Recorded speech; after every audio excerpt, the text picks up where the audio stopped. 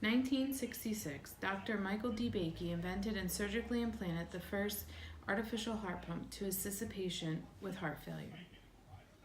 Each year, more and more Lvads are implanted, increasing from 206 to 1,451 between the years of 2006 and 2010. This increase is mainly due to a lack of donor hearts.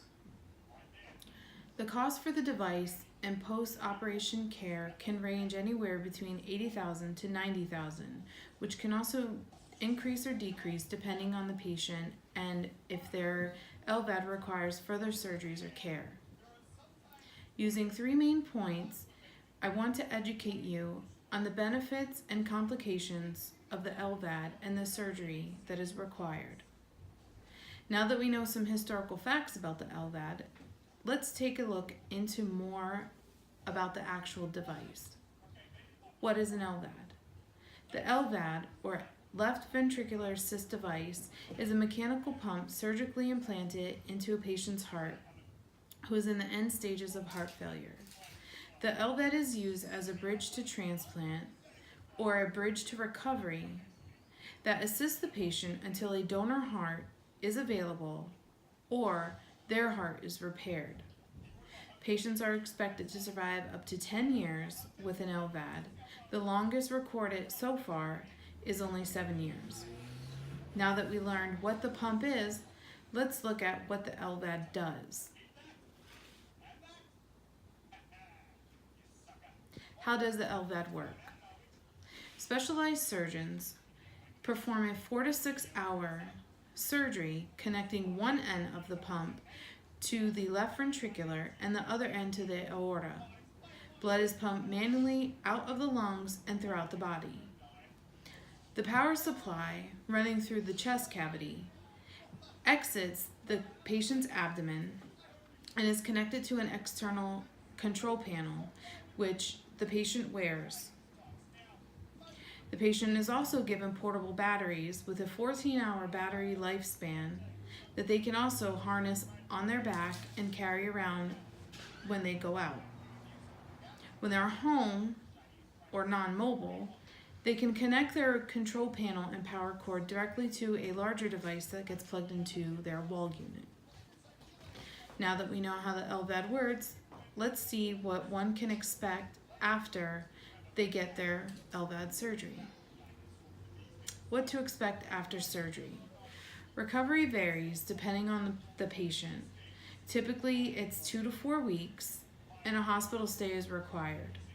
Depending on the patient, it can be extended if they may need to go back into the operating room due to bleeding or any other complications that they might have with their Lvad. Emergency situations. Patients will no longer have a pulse. So if a patient needs emergency care, it is very crucial for the emergency staff to know not to perform CPR or chest compressions, as this can cause fatalities or serious damage. One might have a sign on their door that will alert emergency staffs and first responders that chest compressions are not able to be performed on that particular person. Patients can experience a variety of complications, including bleeding, weakened immune system, and infection within the pump or the wound site.